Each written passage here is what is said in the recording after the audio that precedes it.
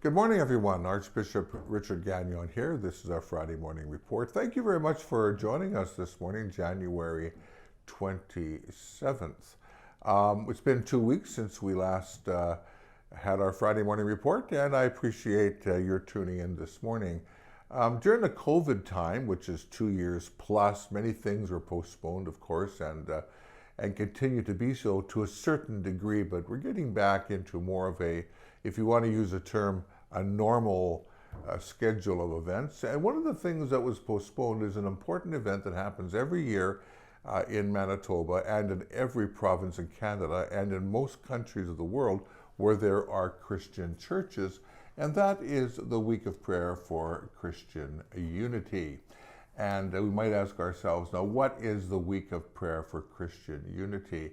The Week of Prayer for Christian Unity is an international effort in the Northern Hemisphere and in the Southern Hemisphere for Christians to come together during a special week to pray for unity, which was the prayer of Jesus Christ himself. In the Northern Hemisphere, January 18th to January 25th are the dates scheduled every year. And the World Council of Churches coordinates this.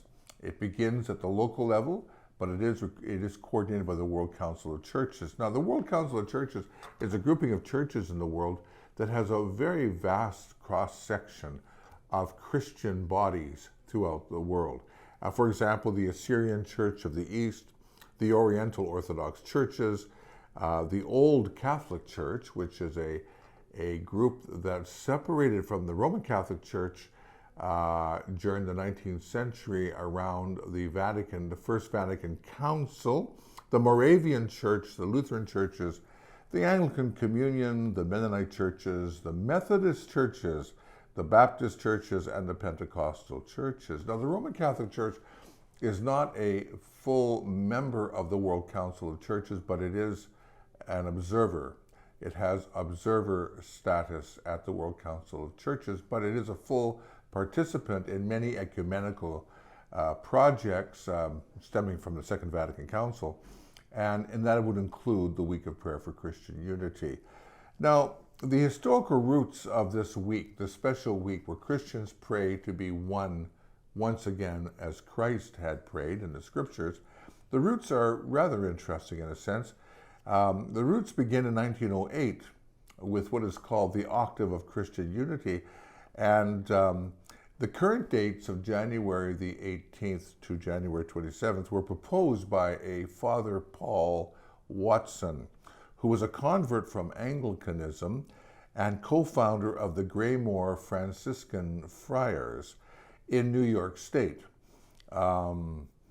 Originally, January the 18th was the feast of the Chair of St. Peter. The Anglicans hold that same date as the feast of the Confession of St. Peter. And 25th of January, of course, we still hold this date, the conversion of St. Paul. In 1960, Pope John the 23rd moved the feast of the Chair of St. Peter from the Roman calendar, but the Anglican Church continues to celebrate the Confession of St. Peter on that day. Meanwhile, there was considerable interest among many non-Catholic churches and ecclesial communities in having that week dedicated to Christian unity. A very famous French priest named Abbé Paul Couturier in Lyon, called the father of spiritual communion, he was a very famous individual who worked towards ecumenism, stressed that the week should reflect very deeply Christ's prayer for unity among Christians. And he proposed naming the week the Universal Week of Prayer for Christian Unity. And it has grown ever since. So it's quite a background to this. It's a very important event. An interesting feature is that a group of Christians each year from different parts of the world design the scriptural theme of the year and develop an order of service. So this year, the order of service was worked on by a group of Christians in the United States, convened by the Minnesota Council of Churches, just south of us here in Manitoba. And the theme is do good and seek justice, a quotation from Isaiah chapter 1, verse 17. I'm most pleased that the St. John 23rd Parish agreed to restart the week of prayer for Christian unity by holding this ecumenical event from January 18th to January 27th, and the event occurred on Sunday evening, January 22nd. An ecumenical choir provided songs, and a wide variety of ecumenical guests took different parts of the service. I was privileged to be presider at that event and to preach the homily. To give you some idea of the participation in our event for the Week of Prayer for Christian Unity, we had the Prairie to Pine Regional Council of the United Church of Canada, the Evangelical Lutheran Church in Canada, the Archdiocese of St. Boniface, the Anglican Diocese of Rupert's Land, the Mennonite Church in Manitoba, the Ukrainian Catholic Archeparchy, the ambassador of the Canadian Religious Liberties Association, and many members of various churches attended also. I think it was significant, too, to hold this at St. John 23rd Parish because the building of that church was a joint effort on behalf of the Anglican Church in Manitoba, the Diocese of Rupert's Land, and the Archdiocese of Winnipeg. Both churches shared that facility for many years, and eventually the Anglican community moved off to another community, another location, and the Roman Catholics took possession of the original building, which used to be called the Assiniboia Ecumenical Center.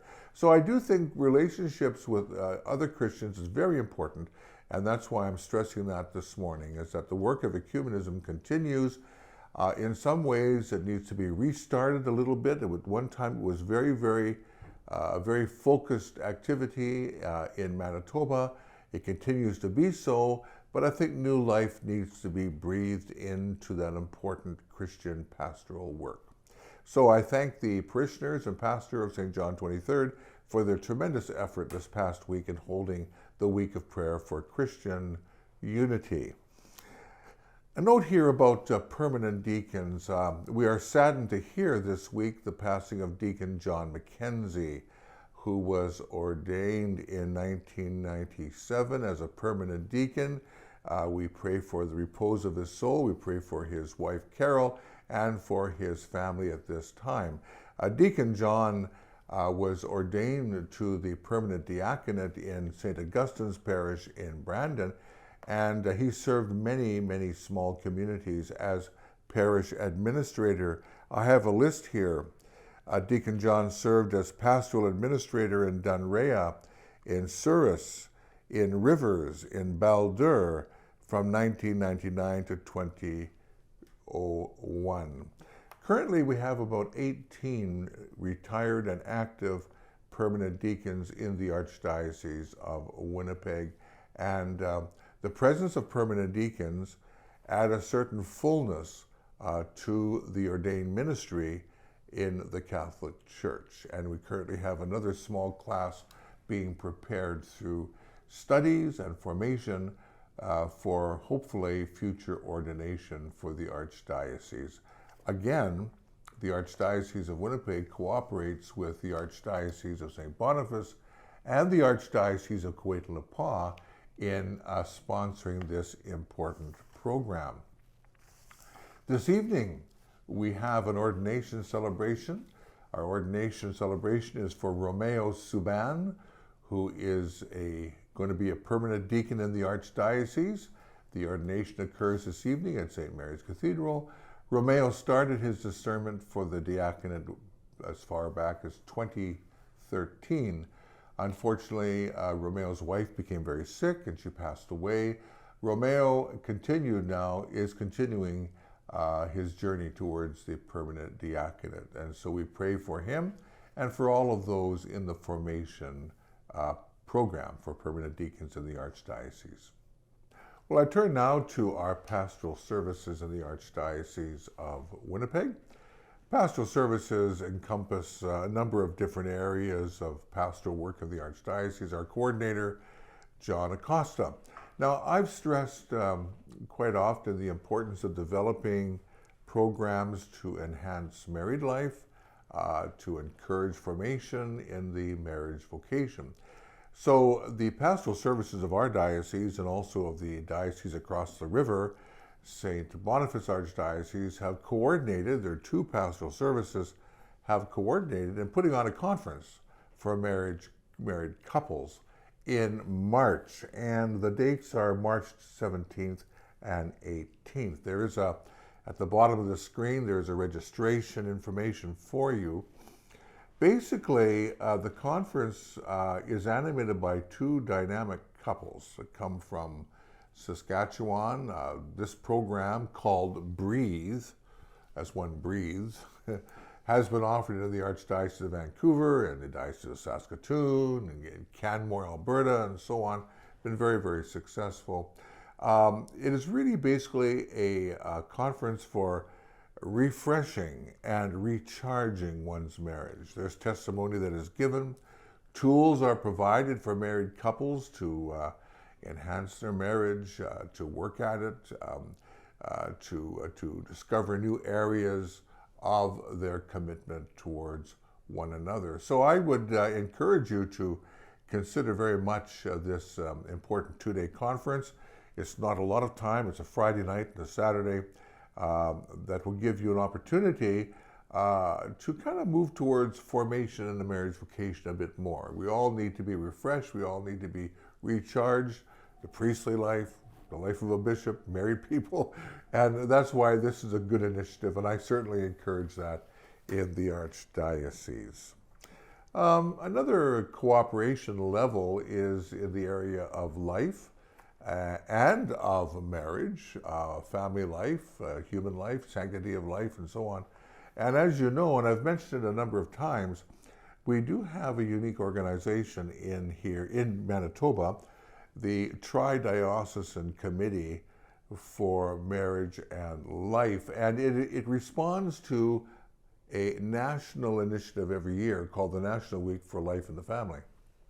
And so our Tri-Diocesan Committee basically works on different themes every year. It's kind of interesting and a bit dynamic. I don't think it happens anywhere else in Canada because usually a diocese will work on this alone, but we have a Tri-Diocesan, St. Boniface, the Archieparchy, and Winnipeg together working towards the theme for each year. And this coming year, we're going to emphasize and reflect a little bit on our grandparents, Grandparents are very important within any family, and we're going to be focusing in on that this spring, and information will certainly be coming your way regarding that. I'm very grateful for the commitment that is around that table when we gather in our National Week of Prayer for Life and the Family, our Tri-Diocesan Committee.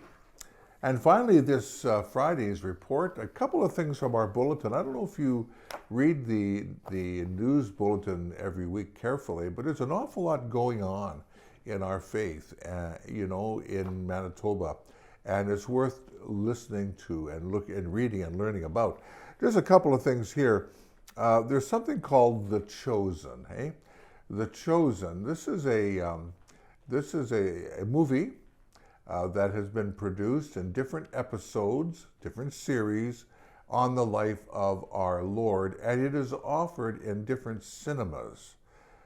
In our city of Winnipeg, there's a listing here at the bottom of the screen where you can Google, I guess you want to use that term, to find out information regarding which cinemas this movie is being shown at. And Thursday, February the 2nd, and Friday, February the 3rd. I have it on good report that it is well worth looking at. It helps us understand the scriptures better, but also is very, very inspiring.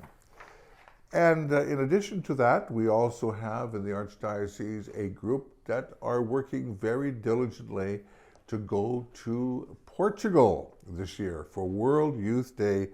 And they've talked me into going with them. So I will go with them to Portugal this year for World Youth Day.